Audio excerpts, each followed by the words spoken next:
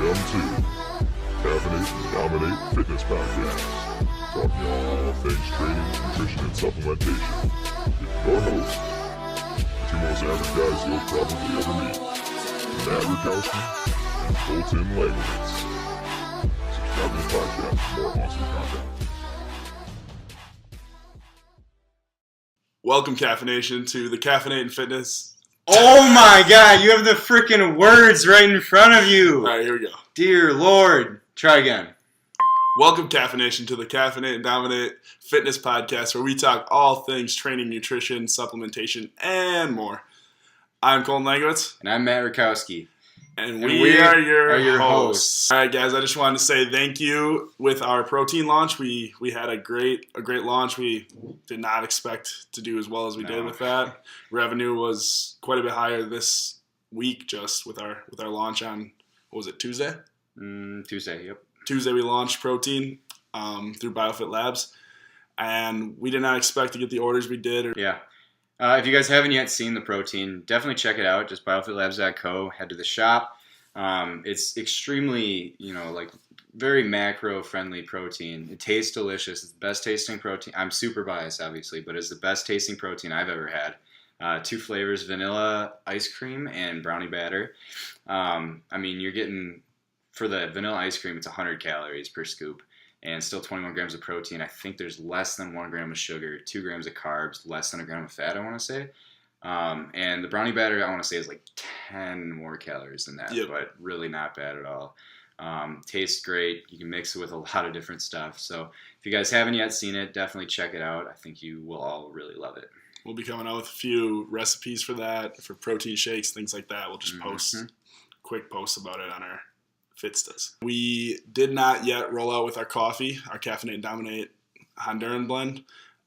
We will be getting to that, hopefully getting labels ordered this week, and hopefully receiving those next week, allowing us to get that to you guys.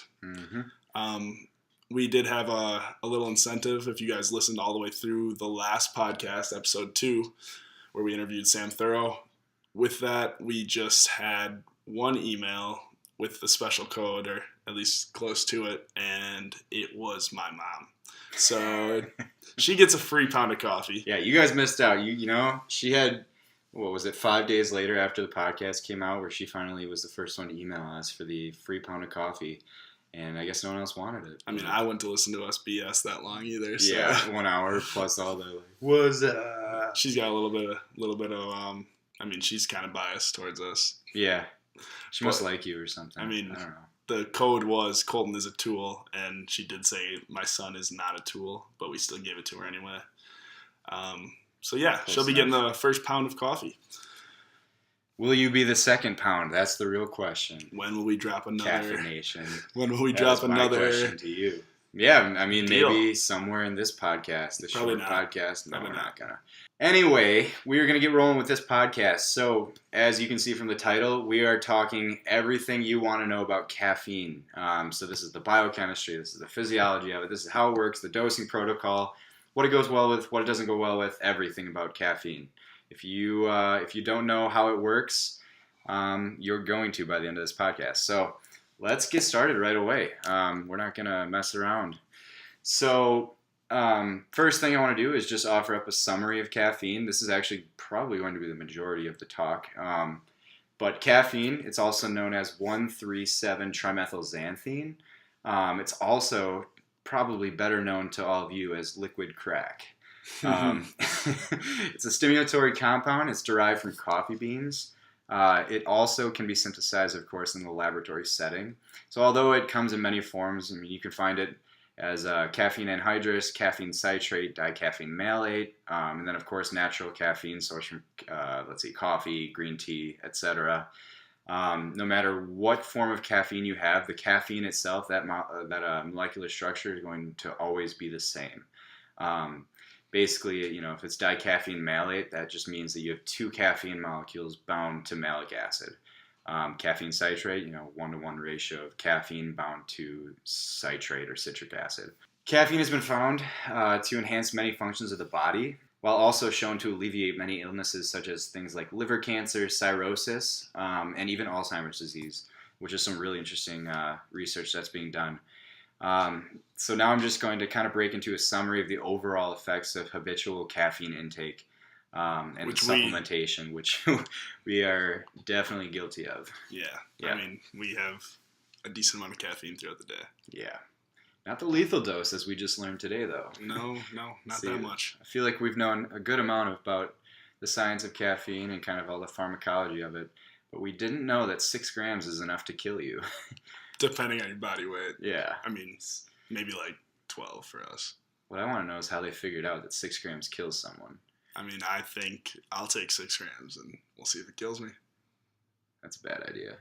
Let's add that to the list of bad ideas you have. It's a big list. All right.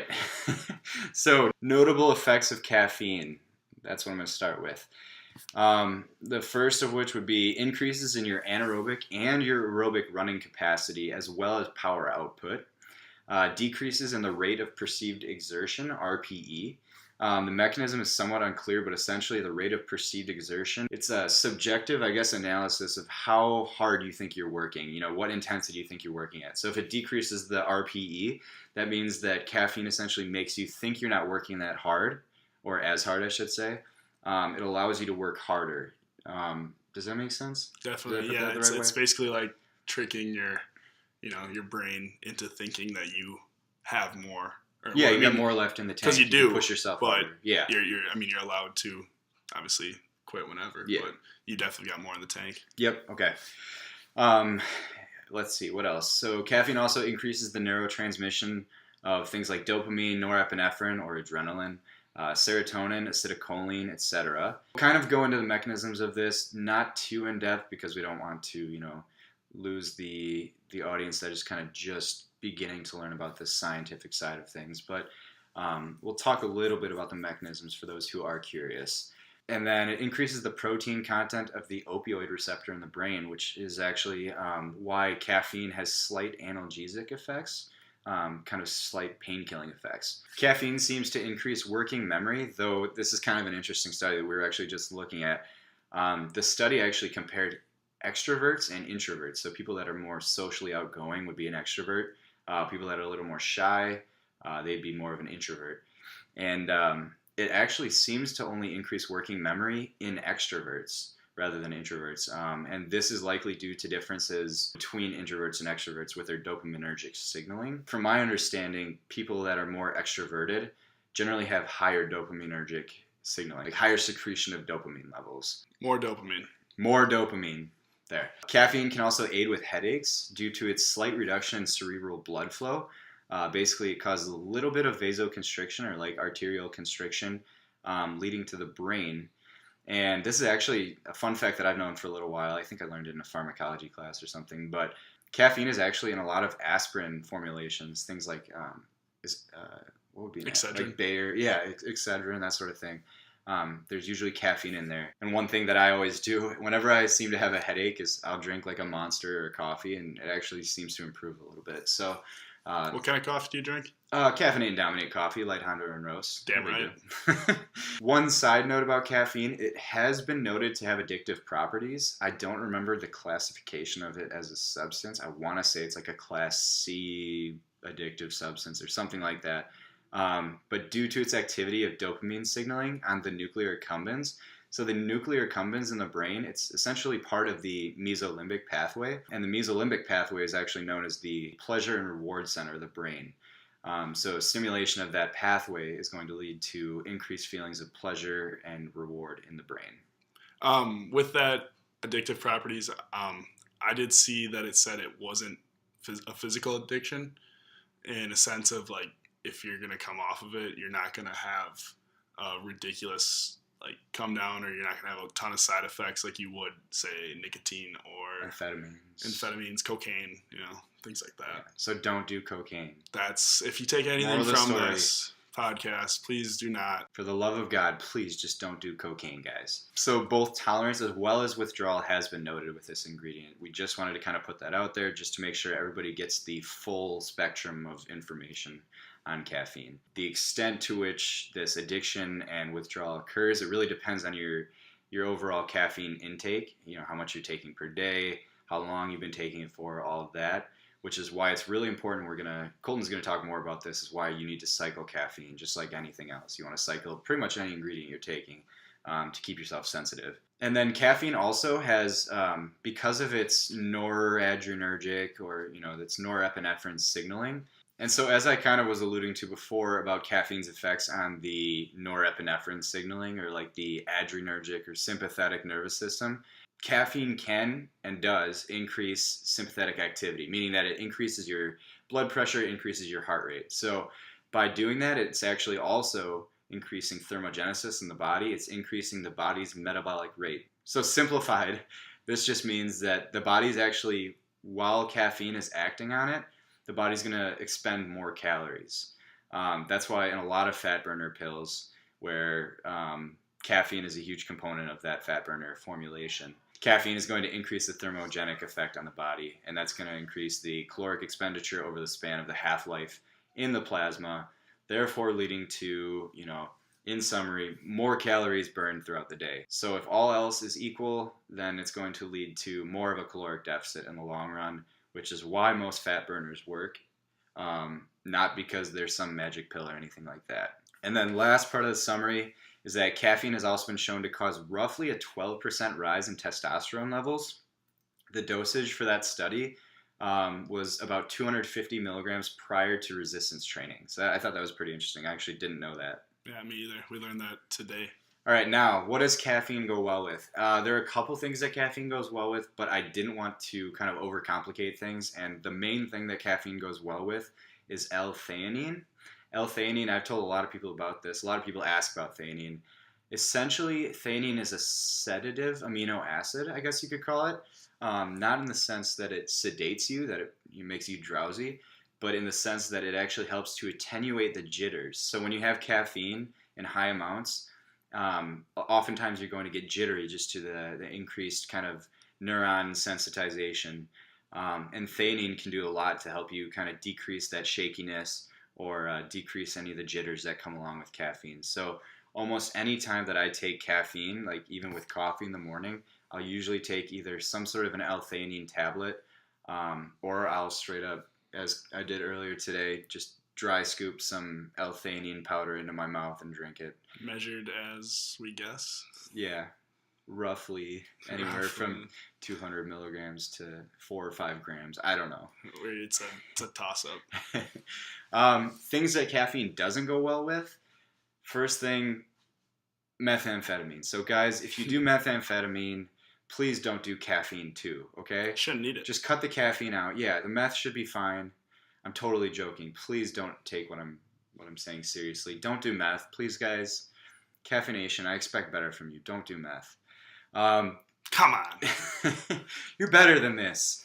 Caffeine also doesn't go well with things like dextroamphetamine, also known as Adderall, mainly because Adderall works in a very similar way as cocaine, where it actually increases the synthesis of a lot of neurotransmitters, things like dopamine and what else? Things like norepinephrine, that sort of thing. So caffeine on top of that is just going to make things even worse.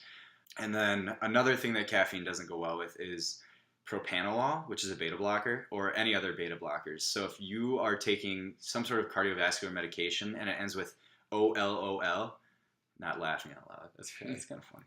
If it ends with OLOL, it's definitely a beta blocker. That's kind of a pattern with any beta blockers.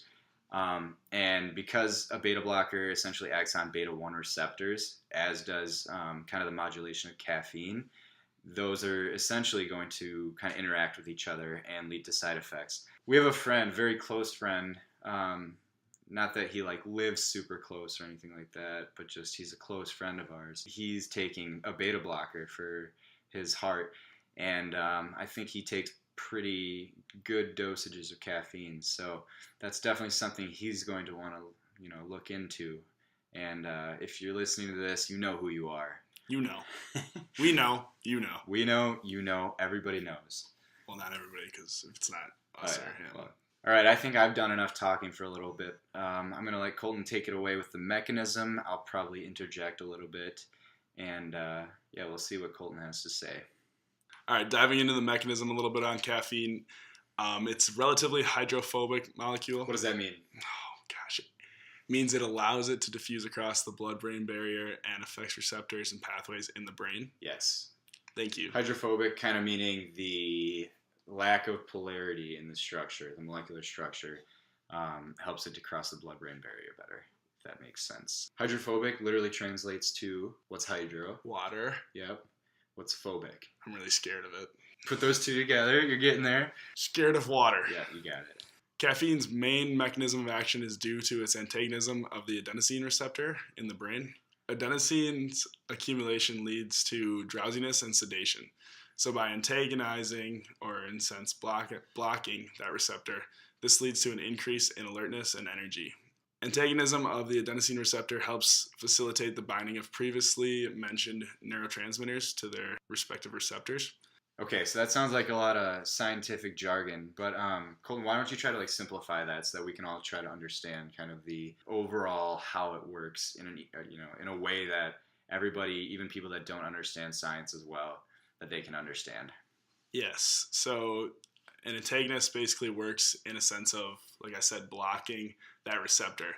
So basically you have adenosine coming down, and that falls into the receptor and it fits there. But what an antagonist does, like caffeine, because of the similar structure, it comes in and it occupies that receptor, basically fits there, and it does fit in there, but it's not going to trigger that receptor. So then adenosine can't come in because caffeine is already there, but it's not triggering that receptor. Wait, so you're just saying that caffeine is just one big block? It's a huge block, and I personally love it. Anyway. So when that receptor is blocked, you have caffeine there, and then that also actually makes it easier for dopamine to come into that receptor as well, because they come into a similar receptor. Okay, so let's talk about a little bit of the pharmacology, the actual, I guess, pharmacodynamics or the pharmacokinetics of caffeine. Colton, you know how long it like lasts, or kind of the onset of effects, that sort of thing? Well, yeah, if you just keep drinking it, it lasts a long time. But forever, virtually.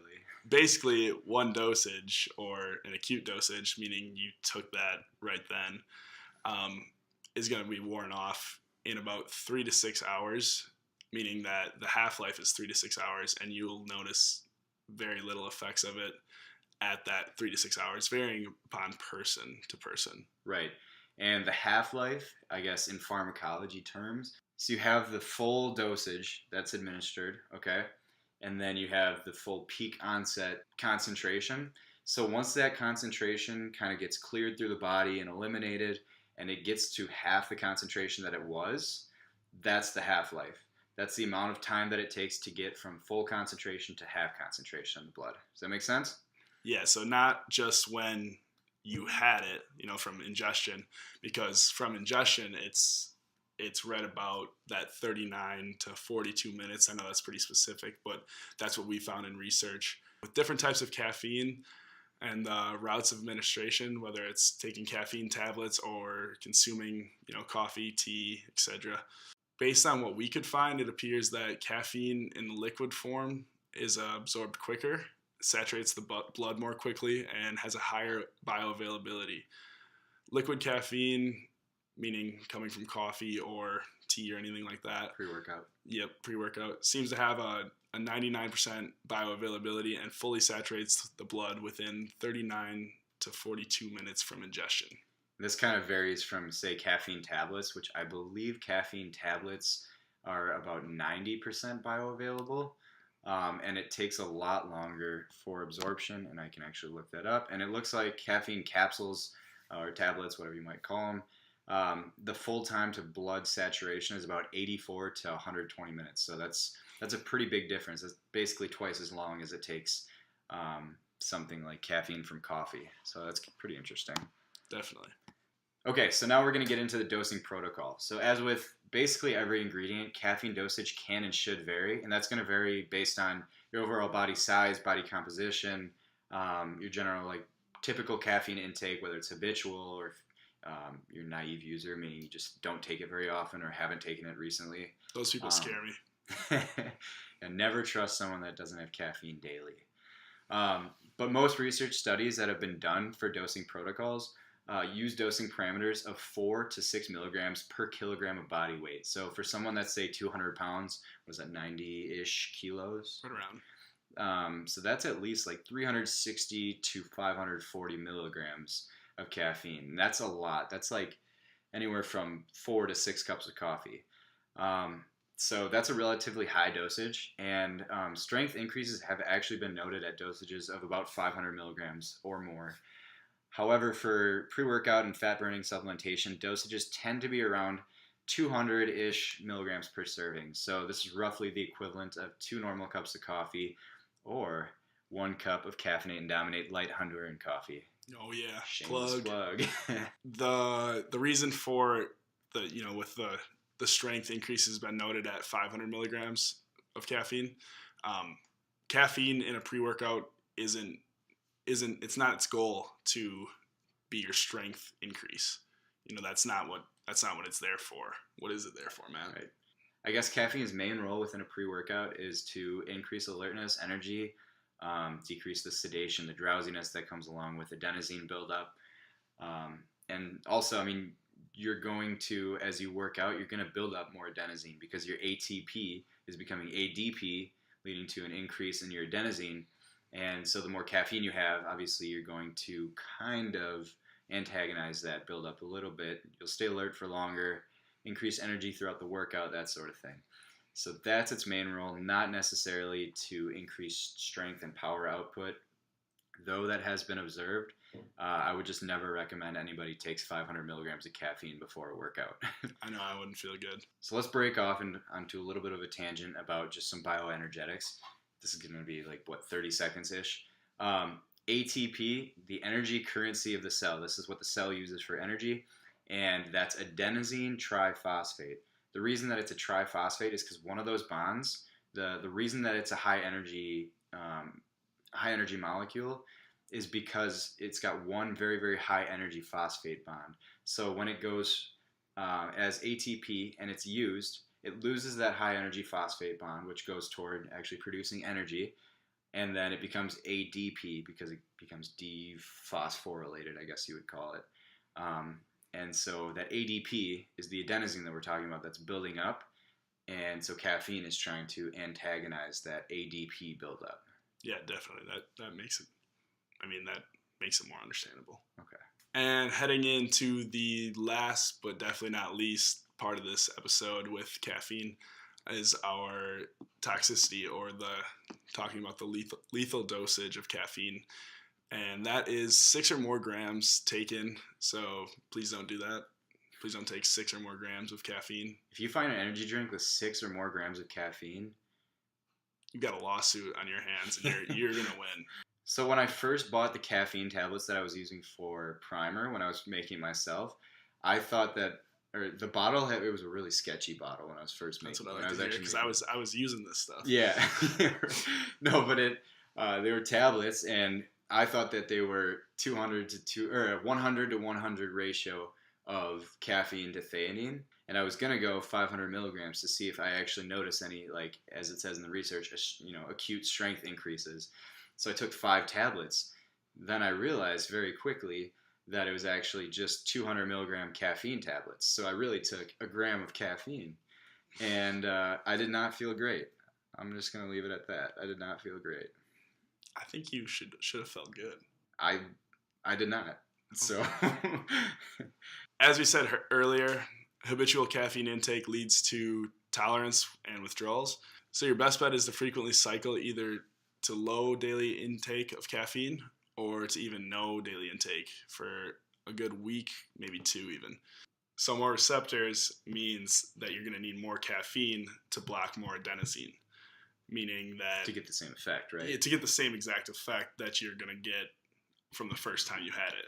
So if you have the same amount that you had the first time you had it, but you have more receptors, the effect is going to be lessened by that because you have more receptors that aren't being blocked by those caffeine molecules, and adenosine is then hitting those receptors. let's just try to simplify this by talking, say, nicotine, okay? So the first time you take nicotine comes in, binds to the receptor, and it causes an action. As soon as that occurs, the body's going to start adapting, okay? This is all that adapting we're talking about that we talked about last week. It's going to prepare for the next time that it faces that same stress, okay? So next time, you go and take the same amount of nicotine, and it's not going to produce the same magnitude of the effect because you have more receptors now. So you need more nicotine to come in and bind in order to get the same effect that you did the first time. Is that That makes sense. Yeah. And with that being said, when you're constantly having to take more. It doesn't just stop. I mean, it's constant. That's why you come into a cycle, is because you're constantly making more receptors every time you have it. Right. And we're not talking about nicotine for any reason. We're not promoting anything. Just putting that out there. It's just something that it came to the top of our heads because it's something that it binds to the receptor, causes an effect, boom, done. Don't smoke cigs. Don't smoke cigs. But caffeine is just kind of, it's harder to break down into a simple model because caffeine is essentially an antagonist, and because it blocks the receptor, that kind of complicates things. And I thought it'd be easier to just say, something comes in, binds, cause an effect, boom. Definitely, it makes more sense because you don't have to go the backwards route of it, of what it actually blocks. Right. Take an entire month, okay? Start dropping your dosages on week 1 and week 2. Cut that dosage in half by week 3. And by the last week, try to not take any caffeine. So hopefully that makes sense. So basically go, less and less to half of that to no caffeine for that 4th week. And after doing that, you should have downregulated your receptors enough to be very sensitive to caffeine once you go back onto it. And that'll help with coffee, that'll help with pre-workout, that'll help with Monster, that'll help with everything. So you're going to be more sensitive. The effects will be greater, a greater magnitude. And with that, you're kind of to a point going to limit that withdrawal that you're going to experience. We've definitely experienced that. On days we don't have caffeine, it's kind of hard, Sucks. Yeah, we're pretty tired. So that's definitely something you want to try to cycle on and off of, whether it's pre-workout or coffee or energy drinks, whatever that may be. Definitely something to cycle. In the long run, that's going to make it a lot better, just for performance, for overall cognitive functioning, etc.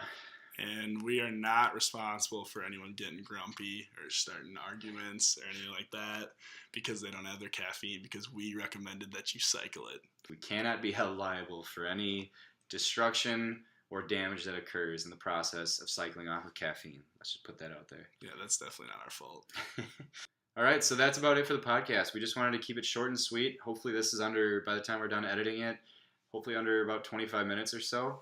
If you guys like these shorter episodes, definitely let us know, and we'll try to keep them shorter. Or at least, I would say 2 out of every 3 we'll try to have short. Maybe 1 when we have a guest on the show. We'll keep that a little bit longer. But thank you guys so much for tuning in. Don't forget to subscribe or comment below whatever platform you're watching on or listening on. And if you'd be so kind as to leave us a review on the Apple Podcast app. I don't know if we have a review section on the Caffeinate and Dominate site or on BioFit site I just think on podcasts, and 5 stars only. Yeah, if you're going to leave like a 4-star or 3-star review, just don't do it. Seriously, just, yeah.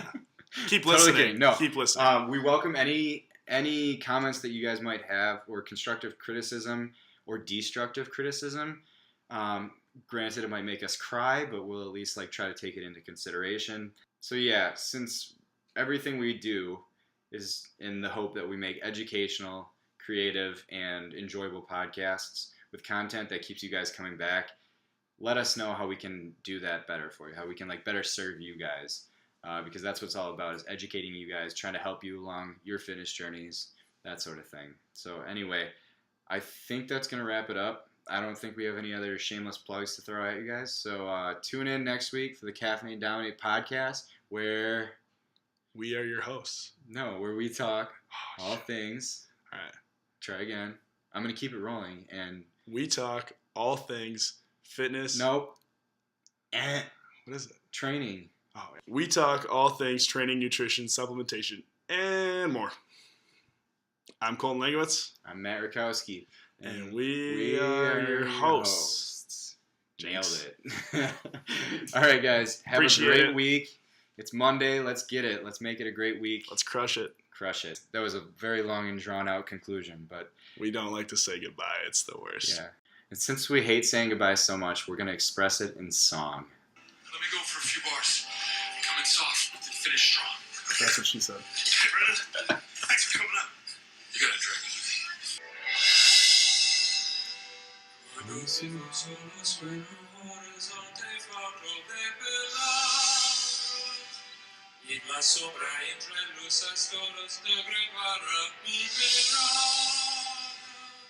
Si tú no estás junto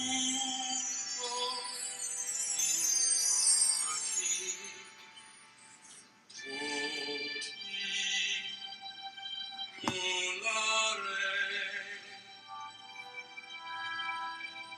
estará, llegaré, me finde credo es tú. Folks at home. All right, guys, that's the end of it. So have a great week. We'll catch you later, all right? Bye. I love you.